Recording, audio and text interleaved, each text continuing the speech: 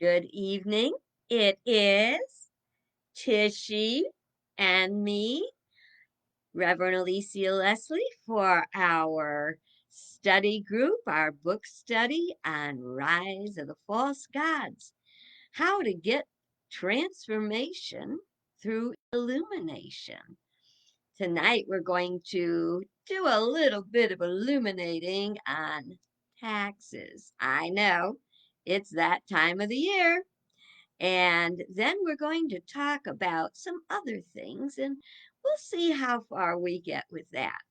So, just if this is your first time, and you enjoy it, want to know more about Rise of the False Gods, you can go to YouTube and type in Rise of the False Gods, Alicia Leslie, and you can access all the videos. You can also order a copy of the book on Amazon.com. And if you have Amazon Prime, you can get the Kindle version for free.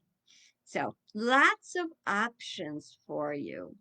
And also know that I welcome questions and comments. I can't always see them until after I'm done with the video. If I do see a comment or question, I try to address it as we go along. If not, I will make a comment or answer a question off, after it's over, and you'll be able to see it. It'll pop up that I have responded to your question. So are we ready to get all going tonight? And I've got my copy of my book, Rise of the False Gods, Transformation Through Illumination, Alicia Leslie. That'll be me. Okay, and tonight we are starting on page 164 if you're following along in the text. And it is tax time, isn't it? Are ya ready?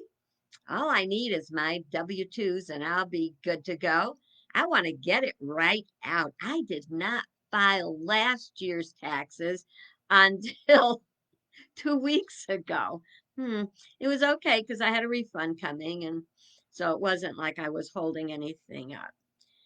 Okay, so uh, taxes are a way each of us, she doesn't, once we get, she just wants to do her cameo in the beginning of the video, then she's pretty much done with us. Okay, taxes are a way each of us can pay our fair share of our mutual expenses. But when false gods make their presence known, greed and personal power look for loopholes in order not to pay their fair share. Now, you remember back in, I think it was 2015, when Donald Trump was running for president, and I don't know, there was a debate or something, and taxes came up. And he, of course, hasn't shown his taxes to this day, and he had not at that time. But there was also word out that he hadn't filed taxes for a number of years, that he hadn't paid taxes. And he said, "Oh, I don't have to pay taxes. I'm smart." Let's take another look at that. If taxes are the way we pay our mutual financial responsibilities for being a part of life in the United States, infrastructure, police, all kinds of firefighters, all kinds of people uh, are on the payroll of the United States. And if you're not paying your taxes, if you're not paying your share, who is? And where do we think that we need to come off trying to shirk our responsibility to our fellow Americans? Is that a little bit of a paradigm shift for you? Sorry if it didn't make you very happy, but this is about truth, and we have to follow the teachings of truth. To cheat on your taxes or to take any deductions that are not valid and legal is to steal. You're stealing, and you're stealing from your fellow Americans who are paying the bills. And that's the same way I feel about, which this isn't it, we've already been there, but that's the same way I feel about health insurance. If you don't have health insurance and you have a major health challenge and you cannot pay those bills, well, in America, we're not just going to let you die because you don't have insurance. But those bills are going to come due, and you could lose just about everything you got but your house, you know. So it's not a good thing. But what you can't pay, guess who has to cover? That'd be the taxpayers who will, they pay into the Medicare, Medicaid, which would pay for such expenses. So you know, we have to do our fair share. It's what's required of us. Okay, it's easy to justify our actions by rationalization, which is what I call rational lies. We tell ourselves, oh, well, the government takes all our money anyway, and they don't deserve it. Blah, blah, blah, blah, blah, blah. You know what? We have to pay our fair share. We all have to, I mean, for everything in our family, we have to pay our share of time and energy and devotion and, you know, activity, blood, sweat, tears to support the wholeness of the family. In your place of business where you work, you're expected to do your fair share, you know. And if you do your fair share and there's an employee that sits on their butt and plays on their phone during the day and doesn't do their work, I know you find that's probably pretty annoying. You know why? You're the one that has to pick up the slack. So let's try to look at taxes with this new paradigm. It is paying our share of running the government, um, and providing the services that the government provides for us. So we have to do our part. You know, one of those lies, well, everybody does it. Well, heck, how can you even help not be tempted to push it as far as you can when you've got, you know, tax companies um advertising, you know, we'll get you every possible, you know, deduction or whatever. You know, I for years and years I fussed and tried to get my best deduction and all that stuff. And I just let that go. I figure my taxes, I put down what I know. You know, of course, I don't make a lot, so it's real simple to do it. But um, anyway, I do hope you try to change it up a little bit and look at it that, hey, this is my part. I don't care. You know, when we know, here's the deal. This is the metaphysical deal. When we know that God is our source. Also, I remind you, if you cheat on your taxes, let's say you get $300 extra back that you really didn't deserve, you're probably going to get a flat tire that's going to cost you 300 bucks because the universe will always claim its own. If you don't believe me, start keeping track of some of the things that go on in your life and just see if there's not a give and take through channels expected and unexpected. Just because everyone else does it doesn't mean it's okay for us to do it. Right is right, wrong is wrong. Now, there are circumstances that might make it look different. I always go back to when the apostles were or the disciples were being chastised for picking grain on the Sabbath. They were hungry, they wanted to eat, they picked some grain. Okay. Uh, that doesn't now she's got to do her little she's got to put in her 10 cents worth, but I think if you've been watching these all the time, you've adjusted, you know, she does that. um where was I? Oh, so if we listen and say everybody else is doing it, we're going to do it too. Who's going to pay the taxes? You know, remember what your mother used to say? If all your friends jumped off the Brooklyn Bridge, would you do it too? Not me, I'm afraid of heights. But when you understand the true purpose of paying your taxes and doing your part, pay your share with pride and integrity, you're going to find change is going to happen. Every time that you send out with integrity your right and perfect amount, you will have rewards, if nothing else, of comfort and peace and satisfaction. This is a little, I came up with this little kind of metaphor for paying your taxes.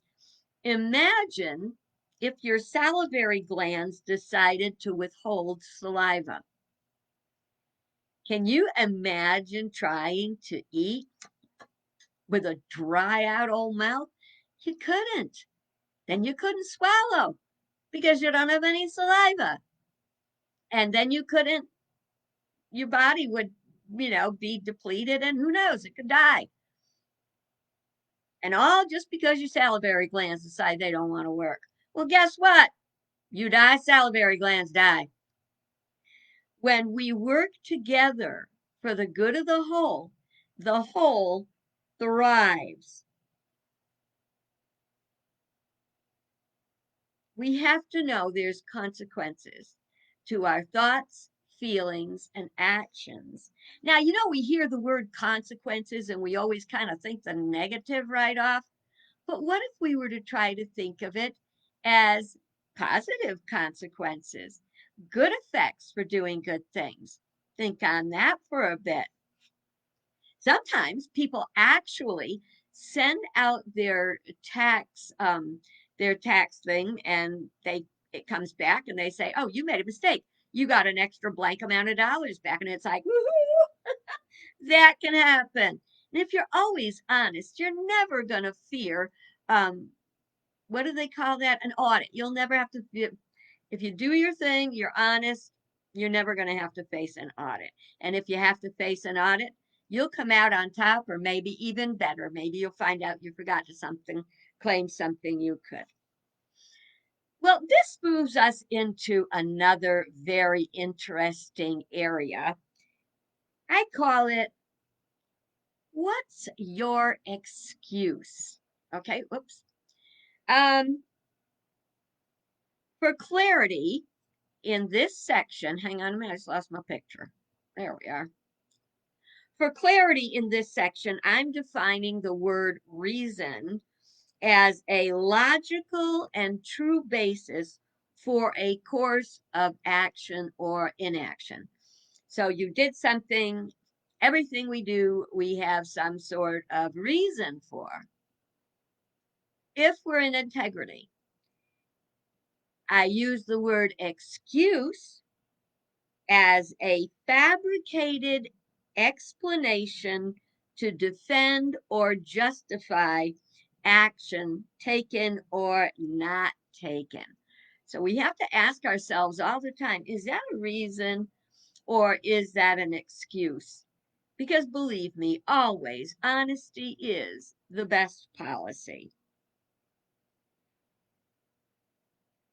A valid reason is truth, and an excuse is a lie. There are valid reasons we can or can't do something.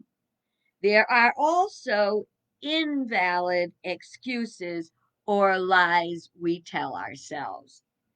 What's the old one about the guy who calls a girl for a date and she says, "Oh, I'm sorry, I can't go. I'm shampooing my hair." Is that honest? Are you really shampooing your hair? Or do you just not want to go out with someone? Sometimes we think we're doing things to be kind, but um, we're just kind of, it's an excuse uh, that you don't put yourself in a tough spot. Okay, you don't have to embarrass yourself, or you don't have to, tell someone something they don't want to hear. You know what? Honesty, as with taxes, is always the best policy. And it's better to kind of sting up front than to sting after you've dragged someone along for a while, let them on, or just let them lead themselves on. And then you really hurt them a lot deeper. So it's always better to not do the excuse thing, do the reason thing. Because, see, here's the difference. If we do a reason thing, we know we know what we're talking about. We're straight up forward. We don't have to worry about lying and getting confused and telling another lie. But also, for example, there's that old favorite, the dog ate my homework. Well, the fact is, if the dog ate your homework, well, the dog ate your homework. You better whip up another copy and get it turned in real quick. However, if the dog really didn't eat your homework because there wasn't any homework done, who's going to ultimately lose? You are. First, you're going to have to do the thing over, and then uh, you're probably going to get marked down. I had a teacher um, in fourth grade, and I honestly think she didn't like me. For whatever reason, she didn't like me. I've had teachers that probably had every good reason not to like me, but that one. And what would happen as a left-handed person, and at that time, what, in fourth grade, you're 9, is it? About 9? So I'm left-handed, so when I would write, um, my hand would rub against what I was writing. So everything would be kind of smudged because not only that, I think fast. And so I would try to keep up with right. And so I don't have even now the best handwriting. That's why I type things and like even cards. I don't like doing handwritten cards because I can't even read my own stuff. When I try to go back and look at my journal, I don't know what I said. Sometimes I do, and I try to pay attention because the more I pay attention to what I'm writing, the more I am very clear about what I'm writing. So sometimes we don't think about that. But anyway, so this teacher just did not like me, and I'd turn in my papers and they'd be smudged and I always had graphite on the side of my hand because that's what dragged across the paper. So I always had this gray going on here. And I eventually learned to I write now by keeping my hand underneath my writing. So instead of doing this, which is what I used to do, and if you're right handed and you do that, that's fine because you're not rubbing against your writing. That was a little side journey, as you know, I tend to take from time to time. Okay, so let's get back to where we are. So anyway, the teacher would give me back my paper and say, do over, messy. So I would do it over and she would mark it down, late. Ugh, man, that was really, really tough. But I gotta say, I don't recall ever getting it that if I slowed down and took my time and did it neater, I wouldn't have to go through that. I don't know. Maybe that's why she didn't like me because I didn't seem to get what she was trying to tell me to do. Who knows? I made it through. All right. As children of God, we have the potential to grow into living expressions of our Creator. So imagine that. Imagine all the attributes of God: unconditional love, spiritual power, everything that is good. And because we are children of God, we are capable of doing the same things. What did Jesus say? These things I do, and even greater things you can do if you believe on me. Believe it. Look, I just did it. There's lots more into that one, but I can't go into that tonight because this isn't a Bible study. And I've already kind of wiggled around with our time. Okay. So we can manifest and share our inherent divine nature if we live in alignment with spiritual principle. Is that a reason or if that's an excuse? If that's an excuse, you're really lying to yourself. We have to learn. Boy, we got to be honest with ourselves. During our journey through this life experience, we will have opportunities to grow through those experiences. Some of it will be challenging, like going to the gym to build a strong body.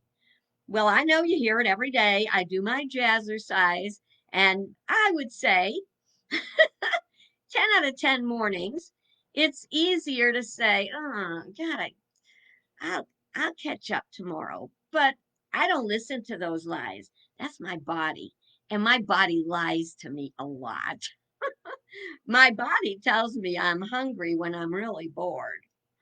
My body tells me I'm hungry when it's being selfish and just decides it wants something sweet to eat.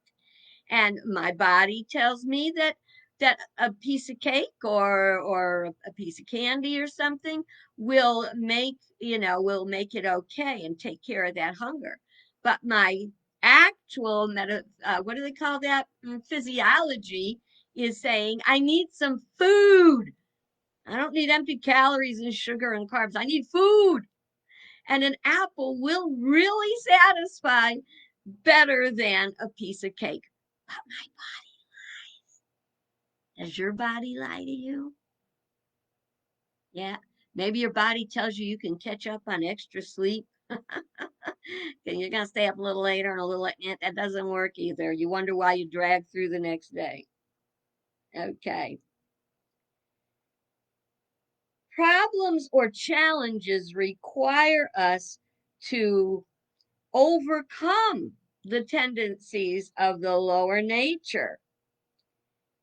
If we listen to the lower nature and we opt out of the growth opportunity, we stay stuck. Can you imagine if you just refused to leave kindergarten? It was more fun to play in the sandbox and play with the toys and take your little nap than it was to do the work. We got to do the work if we want to grow.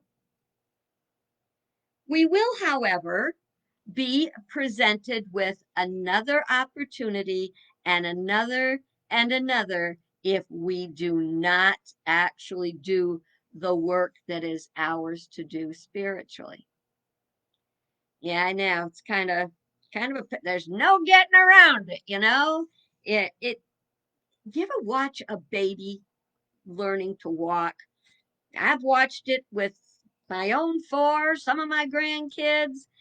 They watch you walking around, and I think there's that part of them that says, oh, I want to do that.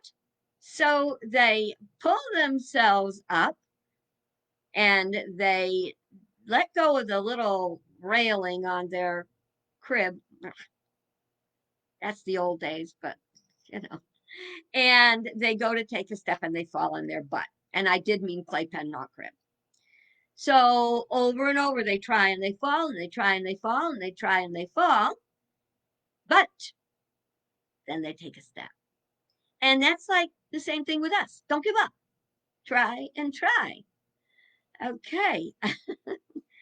Diane says that her body doesn't lie, but her mind does. Yeah, I think that's that body mind connection. But Diane is my jazzercise hero. And so I have to tell you, Diane, I do it. I do it. My body says, stay in bed. You can do it later. But no, I do it. Okay.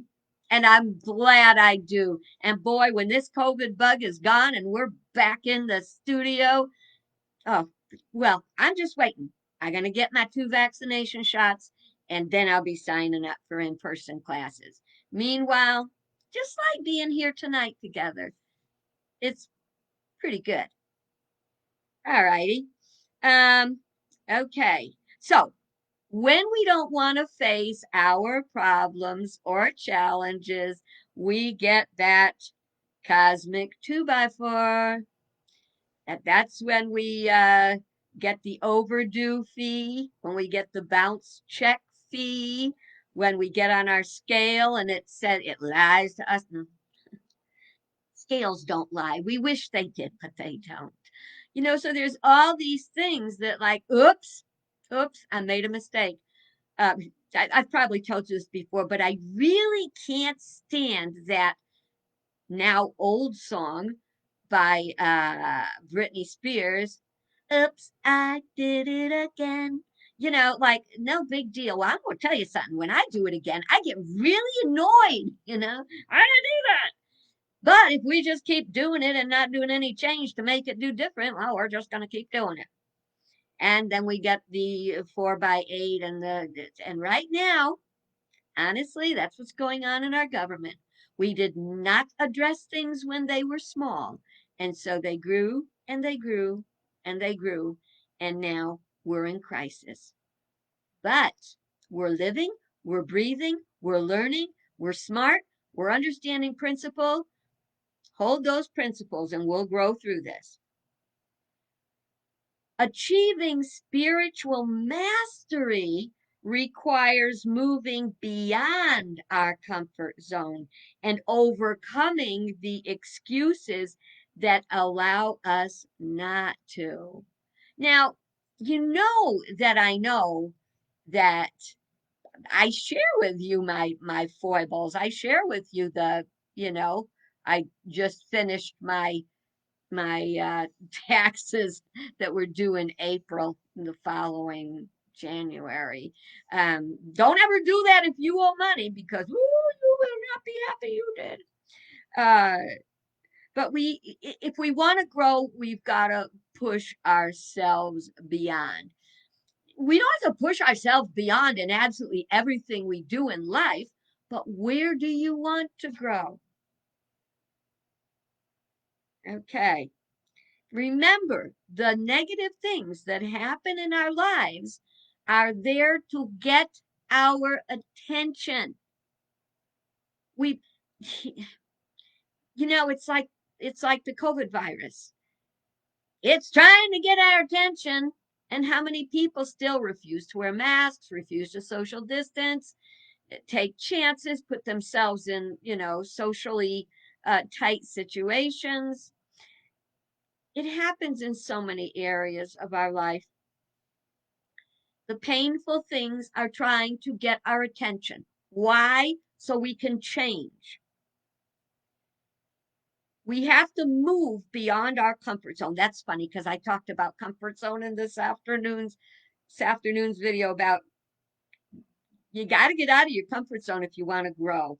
It's like a chicken inside that egg. Got to get out of that egg. And that's what we've got to do. And I'm sure you've heard the stories about the man who was trying to help a butterfly get out of the chrysalis and it died because the point of the butterfly having to squeeze its way out squeezes off the extra liquid that was inside of the cocoon and so that it can open its wings and dry them. When it's all caked with whatever kind of goo that was inside of the cocoon, it can't spread its wings. So you want to spread your wings, you got to squeeze a little. All righty. So then I went through our typical excuses. We may declare that we will get back in shape, but if we make excuses telling ourselves we really don't have time today and we'll start tomorrow, we're only lying to ourselves. The old favorite excuse, the devil made me do it. I've shared this story before, but it's so cute. I gotta share it again. So I think I'm gonna pick on Cheryl. So Cheryl had financial problems. This is a make believe Cheryl, not that Cheryl. And she was trying to get her finances straightened out. She went to a financial advisor. Financial advisor said, "You have got to stop all your shopping. You shop too much." And she promised she wouldn't go shopping again. And so one day she just was going window shopping, and she saw this great dress. Oh, and it was so good. She had to buy it. Well, wouldn't you know, she had an appointment with her financial coach. And when she went, the financial coach looks at the thing and she says, you know, "What is this? The dress store, $140. What was that for?" And she said, "Oh, I bought this dress. I had to. It was so beautiful and it looked so good, and I had to have it." And the financial advisor said, "Didn't I tell you before that you weren't supposed to be spending that money?" And she said, "Oh, it's not really my fault. The devil made me do it." And the financial advisor said, "Don't you know you're supposed to say to the devil, 'Get thou behind me, Satan'?" She said, I did." And then he said, "Oh, baby, it looks even better from behind." Okay. All righty. Let's see. Uh, it's true that devil spelled backwards is lived. When we live backwards, when we live in denial or despite our knowledge of spiritual principle, uh, we are living backwards, and we will never have the mastery we want because, frankly, we didn't earn it.